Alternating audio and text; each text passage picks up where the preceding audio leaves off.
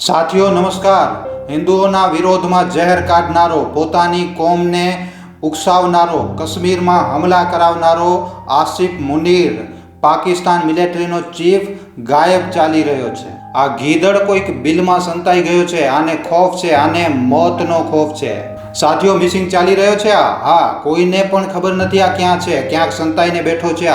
એનાથી પહેલા આણે અને બીજા અન્ય પાકિસ્તાની ફૌજીના ઓફિસરોએ પોતાની ફેમિલીને, પોતાના બાળકોને અને પત્નીને વિદેશોમાં મોકલી દીધા છે, ભગાડી દીધા પાકિસ્તાનમાંથી. ભાઈ, ત્યાં મોટા સ્તર ઉપર રેઝિગ્નેશન ચાલી રહ્યા છે. મેં ગઈકાલના વિડીયોમાં પણ જણાવ્યું હતું કે પાકિસ્તાનના મોટા મોટા લોકો રાજીનામા ઉપર રાજીનામું આપતા જ જઈ રહ્યા છે, ડરી રહ્યા છે ભારતથી. આના સિવાય બીજી એક ખબર મિત્રો, જે સૌથી મોટી હમણાં વાયરલ થઈ રહી છે, તમને જણાવી દઉં. ચાઇના જે વસ્તુની બીક હતી એ જ વસ્તુ થઈ છે. ચાઇના ખુલ્લી રીતે હમણાં તો પાકિસ્તાન દ્વારા કરવામાં આવેલા આ હમલામાં સપોર્ટ નથી કરી રહ્યો, એને પાકિસ્તાનને સપોર્ટ નથી કરી રહ્યો આમ તો. પણ ચાઇનાએ મિત્રો શું કર્યું છે? ચાઇનાએ કાલે રાત્રે ચૂપચાપ, એકદમ ચૂપચાપ પાકિસ્તાનને 15 PL મિસાઇલ આપી દીધી છે. ચાઇના મિત્રો, ચાઇના એકદમ મોકાની તલાશમાં હતો અને એને એમ લાગી રહ્યું છે કે જો ભારત પાકિસ્તાન વચ્ચે યુદ્ધ થઈ જાય અને જો આ યુદ્ધ લાંબો ખેંચાઈ જાય તો ચાઇનાને ખૂબ જ મોટો ફાયદો છે. કારણ કે ચાઇના તો કહેશે ભાઈ US સાથે ઘણા બધા બિઝનેસ છે ભારતના, તો એ કહેશે, ત્યાં જઈને કહેશે ભાઈ જુઓ ભારત તો એક યુદ્ધનું મેદાન બની ચૂક્યો છે, એની સાથે ક્યાં વેપાર કરો છો ભાઈ? જો USA ત્યાં ભારતને છોડીને અમારા ઉપર ટેરિફ લગાડી નાખ્યો, ભારતમાં તો યુદ્ધ ચાલી રહ્યો છે, અમારી સાથે વેપાર કર. તો આવી રીતે આપણા ભારત દેશને યુદ્ધમાં નાખવામાં ચાઇનાનો ખૂબ જ વધારે મોટો ફાયદો થઈ જશે. ચાઇના એક બાજુ તો પાકિસ્તાનથી દૂરી બનાવીને ચાલી રહ્યો છે અને કોઈ પણ વસ્તુમાં સાથ નથી આપી રહ્યો, અને બીજી બાજુ ચૂપચાપ 15 મિસાઇલ આપી દીધી. અને આ જે PL 15 મિસાઇલો આપવામાં આવી છે, આ મિસાઇલોને પાકિસ્તાને ખૂબ જ જલ્દી પોતાના એરક્રાફ્ટમાં લગાડી પણ નાખી. પાકિસ્તાનને બીક તો છે જ કે ભારતની વાયુસેના ક્યારે આવીને અમને ઉડાડી નાખશે, હમલો કરી નાખશે તરત. તો એણે મિસાઇલો લગાડી નાખી છે પોતાના એરક્રાફ્ટમાં. પણ આ મિસાઇલો મિત્રો, આ મિસાઇલની હમણાં કોઈ ગેરંટી નથી, કાંઈ ગેરંટી નથી કે આ મિસાઇલો યુદ્ધ થશે ત્યારે ચાલશે કે નહીં ચાલે. ચાઇનાનો માલ છે ભાઈ, ચાલશે તો ચાંદ સુધી, નહીં તો રાત સુધી. આ મિસાઇલને ચાઇના ટેસ્ટ કરવા માંગે છે ભારતની મિટિયોરલ મિસાઇલની સામે. આપણી જે મિટિયોરલ મિસાઇલ છે એ જણાવવામાં આવે છે કે ખૂબ જ વધારે ટેસ્ટ થયેલી મિસાઇલ છે અને દુનિયામાં આ મિસાઇલ ઉપર સૌથી વધારે ભરોસો કરવામાં આવે છે. ચાઇનાએ જે બનાવી છે એના ઉપર ભરોસો નથી કરવામાં આવતો. ભારતની મિસાઇલની જે મારક ક્ષમતા છે એ લગભગ 200 કિલોમીટર સુધી છે અને ચાઇનાની જે PL 15 છે એની લગભગ 200 થી 300 બતાવવામાં આવે છે. મતલબ કે ભારતથી વધારે જણાવવામાં આવે છે, પણ માલ તો ચાઇનાનો છે એટલે આની કોઈ ગેરંટી નથી, કારણ કે ટેસ્ટ નથી થયું. પણ મિસાઇલથી મિત્રો કાંઈ થતું નથી. ચાઇના દ્વારા આપવામાં આવેલા ઉપકરણોથી કાંઈ નથી થતું. યુદ્ધ લડવામાં આવે છે મગજથી, અને એ પાકિસ્તાન પાસે બિલકુલ પણ નથી. અને આપણી આ જે મિટિયોર મિસાઇલ છે, આખી દુનિયામાં બધા લોકોને ખબર છે કે આપણે આ મિસાઇલોનો ઉપયોગ કેવી રીતે કરી શકીએ છીએ. મતલબ આપણે આ મિસાઇલનો ઉપયોગ ન પણ કરીએ ને તો આપણી પાસે નોર્મલ ગોલી બંદૂકથી પણ પાકિસ્તાનને તો આપણે ઘૂંટણા ઉપર લાવી દેશું એકદમ. તો અહીંયા સુધી આપણે જાણ્યું કે જુઓ ચાઇના જુઓ કેવી રીતે બેવકૂફ બનાવે છે લોકોને.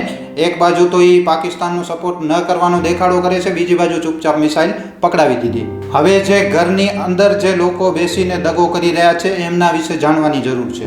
જે પાકિસ્તાનને સમર્થન આપી રહ્યા છે ડાયરેક્ટલી અથવા તો ઇનડાયરેક્ટલી, હવે આપણે એમની થોડીક ચર્ચા કરીએ.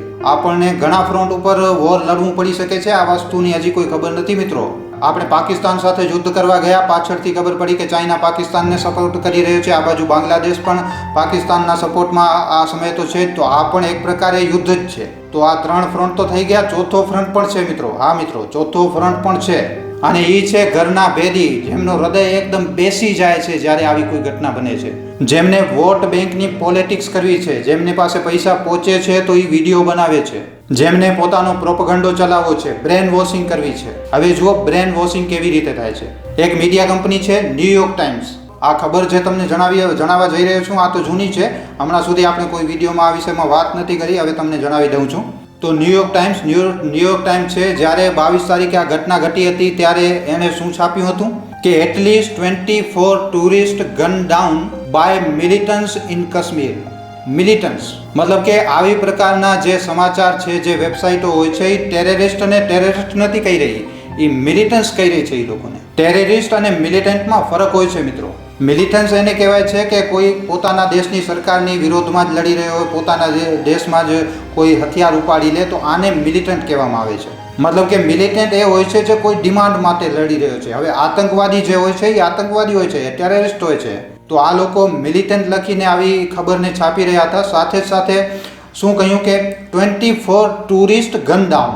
ટુરિસ્ટ જણાવ્યું એમને કહ્યું કે હિન્દુઓને મારવામાં આવ્યું છે, પણ છે તો 26, આ લોકોએ 24 છાપ્યા છે, 26 મર્યા છે, પણ ટુરિસ્ટ જણાવ્યું. શું લખ્યું? Tourist gun down. જ્યારે મારવાવાળાએ પૂછીને માર્યો હતો કે હિન્દુ છે કે મુસલમાન છે. તમે જોઈ રહ્યા છો મિત્રો કેવી રીતે વસ્તુને એકદમ ફેરવી નાખવામાં આવે છે.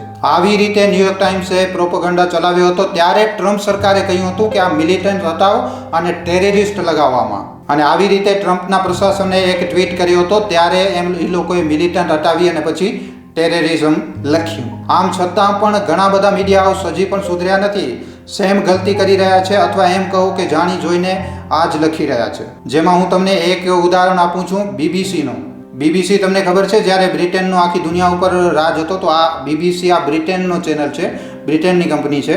તો બીબીસીએ હરેક દેશમાં આની બ્રાન્ચ ખોલી નાખી હતી, હરેક દેશમાં આની ઓફિસ ખોલી નાખી હતી. આપણા ભારતમાં પણ બીબીસીનો ચેનલ છે. એટલા માટે કરવામાં આવ્યું હતું કે બ્રિટન આ પત્રના માધ્યમથી એ દેશમાં પોતાની વાત પહોંચાડી શકે. દુનિયામાં ઘણા બધા એવા દેશો છે જે બીબીસી પત્રિકાને અથવા બીબીસી ચેનલને પૂરી રીતે પોતાના દેશમાં બેન કરી ચૂક્યા છે. ઘણા બધા છે, જર્મની છે, ફ્રાન્સ છે, યુએસએ પણ છે, હજી બીજા પણ ઘણા બધા એવા દેશો છે જે બીબીસીને બેન કરી ચૂક્યા છે. પણ બીબીસી નામનું આ ચેનલ ભારતમાં આજે પણ ચાલુ છે. અને આ લગાતાર એવી ખબરો છાપે છે જે ભારતના વિરોધમાં હોય અથવા તો લેફ્ટિસ્ટ ખબરો છાપે છે. તો આમ છતાં પણ બીબીસી અહીંયા ચાલી રહ્યું છે, લોકો પસંદ કરી રહ્યા છે, જોઈ રહ્યા છે ભાઈ. કારણ કે અહીંયા એક કોમ એવી છે જેને બીબીસીની ખબરો ખૂબ જ વધારે પસંદ આવે છે. જેમ કે તમે બધા લોકો જાણો છો કે આપણે ત્યાં એક રવીશ કુમાર છે, એક ઓલો જર્મનીમાં બેઠેલો એક યુટ્યુબર છે, એક યુએસએમાં બેઠેલી આરફા ખાનમ શેરવાની છે, અને ઘણા પ્રકારના આવા લોકો છે જેમને આપણા દેશનો એક વિશેષ સમુદાય ખૂબ જ વધારે જુએ છે. એમને લાગે છે કે ભાઈ આ જે છે એ આ બહુ સારું બોલી રહ્યું છે. અને આવી પ્રકારે એક બીબીસી છે. હવે હું બીબીસીનું શું કામ કહી રહ્યો છું? કારણ કે આ બીબીસીએ પણ આ જ ઘટના વિશે ખબર છાપી હતી, જે ઘટના પહેલગામમાં બની છે. એમાં એણે પણ ટેરરિસ્ટને મિલિટન્ટ્સ બતાવ્યું. અને આના ઉપરથી આપણા દેશની સરકાર ભડકી ગઈ હતી. અને સરકારે લેખિતમાં એણે જણાવ્યું હતું કે ભાઈ તું સુધરી જા, નહીં તો હવે તને પણ જોઈ લેશું. તને પણનો શું મતલબ છે? પાકિસ્તાનના યુટ્યુબ ચેનલોને જોઈ લેવામાં આવ્યું છે, બધાને બેન કરી નાખવામાં આવ્યું છે. પાકિસ્તાનના યુટ્યુબર શું કામ? તો પાકિસ્તાનના ઘણા એવા યુટ્યુબર છે જે પોતાના ચેનલમાં એવા કોન્ટેન્ટ બનાવે છે જે ભારતને ખૂબ જ સારા લાગે, ભારતના લોકોને પસંદ આવે. આપણને લાગે આ ભાઈ આ તો શું આપણા વિષયમાં શું સારી સારી વાતો કહી રહ્યો છે, અને આપણે એને વ્યૂઝ આપતા રહીએ ને અહીંયાના આપણા વ્યૂઝના લીધે એ લોકો પૈસા પાકિસ્તાનમાં કમાવતા રહે. અને આવી જ રીતે ઘણા બધા એવા પત્રકાર છે, ઘણા બધા એવા ચેનલ છે જે ભારતની ખૂબ જ વધારે ભારતના વખાણ કરે છે. એ પોતાની રીતે પૈસા કમાવતા રહે છે. આપણે ખુશ થઈ જઈએ છીએ ભાઈ, આપણે એને સબસ્ક્રાઈબ કરી નાખીએ છીએ અને એ લોકો પૈસા કમાવતા રહે છે. અને પછી પાકિસ્તાનમાં જનારા આ પૈસા, આ રૂપિયાનો ઉપયોગ થાય છે પછી આતંકવાદમાં. તો પાકિસ્તાનમાં આવી રીતના 16 યુટ્યુબ ચેનલોને બેન કરી નાખવામાં આવ્યું છે. અને આવા જ 16 ચેનલોમાંથી એક ચેનલ શોએબ અખ્તરનો પણ છે. તો મિત્રો, પાકિસ્તાનનો ઈલાજ કરવો, એની દવા કરવી આજની તારીખમાં ખૂબ જ વધારે જરૂરી છે. અને આવા ઘણા બધા લોકો છે. રવીશ કુમાર છે, એક જર્મનીમાં બેઠેલો છે, બીજી એક નેહા નામની કોઈ છે, સિંગર છે કે ખબર નહીં કોણ છે, એ પણ સેક્યુલરિઝમનો પાર્ટ લોકોને ભણાવી રહી છે. આ બધા કોને ખબર, આપણે કેટલા નામ લઈ શકીએ છીએ યાર આ વિષયમાં. તો આપણા ભારત દેશમાં ભર્યા પડ્યા છે આવા. હવે હું તમને બીજી વસ્તુ જણાવું છું. પાકિસ્તાનમાં મિત્રો એક ઘટના ઉપર તમે ધ્યાન જરૂર આપજો કે પાકિસ્તાનનો જે સિંધનું જે ક્ષેત્ર છે, સિંધમાં વિરોધ પ્રદર્શનો લગાતાર વધતા જઈ રહ્યા છે. અને મેં શરૂઆતમાં પણ ઘણા વિડીયોમાં તમને જણાવી ચૂક્યો છું કે પાકિસ્તાનના સિંધ અને બલુચિસ્તાન ઉપર આપણને વિશેષ ધ્યાન આપવાનું છે. સિંધમાં લગાતાર પ્રોટેસ્ટ વધી રહ્યું છે, કારણ કે અહીંયાથી જે સિંધુ નદી આવે છે એ સિંધુ નદીનું પાણી તો ઓછો થઈ જ રહ્યો છે, ઉપરથી ભારતે પણ બંધ કરી નાખ્યું છે. પાકિસ્તાને કહ્યું હતું અમે કેનાલ બનાવી લેશું, એના પછી લોકો વધારે ભડકી ગયા છે. તો આ દરમિયાન શું થયું હતું કે જ્યારે સિંધમાં પ્રોટેસ્ટ થઈ રહ્યા હતા તો લોકોએ ચક્કાજામ કરી નાખ્યું હતું. ક્યાંક ટ્રક લગાડી નાખ્યા, મતલબ કે રોડ બંધ કરી નાખ્યા, ક્યાંક રેલવેને નથી જવા દે રહ્યા, મતલબ આવા જવન ત્યાંથી નથી થઈ રહ્યું, એવી રીતના બંધ કરી નાખ્યું બધું. તો થયું શું છે, અહીંયા આ લોકોનું જે કરાચી બંદર છે, જે પોર્ટ છે, જ્યાંથી માલ જાય છે, આવા જવન થાય છે, ઇમ્પોર્ટ એક્સપોર્ટ થાય છે એ લોકોનું ત્યાંથી. ત્યાં મિત્રો આજની તારીખમાં લગભગ 30,000 ટ્રક ઊભેલા છે આજની તારીખમાં ત્યાં કરાચી પોર્ટ ઉપર. બંદરગાહવાળાએ કહી દીધું છે કે ભાઈ હવે હું કોઈનો પણ સામાન નથી લઈ જવાનો. આ 30,000 ટ્રક છે, કોનો સામાન લઈ જઈએ ભાઈ. કહેવામાં એમ પણ આવી રહ્યું છે કે પાછલા 3-4 દિવસોમાં લગભગ 80 થી 1 લાખ એવા ટ્રક ડ્રાઈવર છે જેમણે ખાધું પીધું નથી, ના તો કંઈ ખાયું છે ને ના તો પાણી પીધું છે. પાણી તો ખેર પાકિસ્તાનમાં બંધ જ થઈ ગયું છે.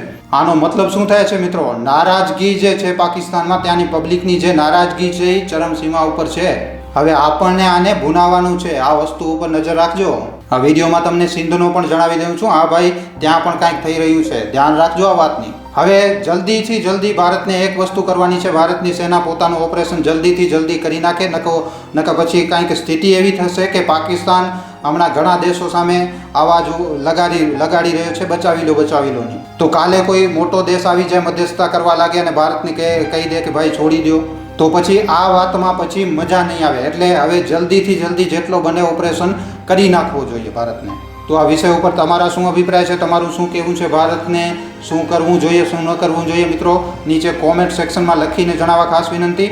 અને જો તમે આ વિડીયો તમને પસંદ આવ્યો છે તો વિડીયોને ખાલી તમારા સુધી સીમિત ન રાખતા તમારા મિત્રો સાથે, પરિજનો સાથે, વોટ્સઅપ ઉપર, ફેસબુક ઉપર, યુટ્યુબ ઉપર જેટલો બની શકે વધારેમાં વધારે વિડીયોને શેર જરૂર કરજો. તો હાલ રજા આપશો. આજના વિડીયોમાં આટલું જ. હવે આપણે મળશું ફરીવાર એક નવા વિડીયો સાથે. ધન્યવાદ.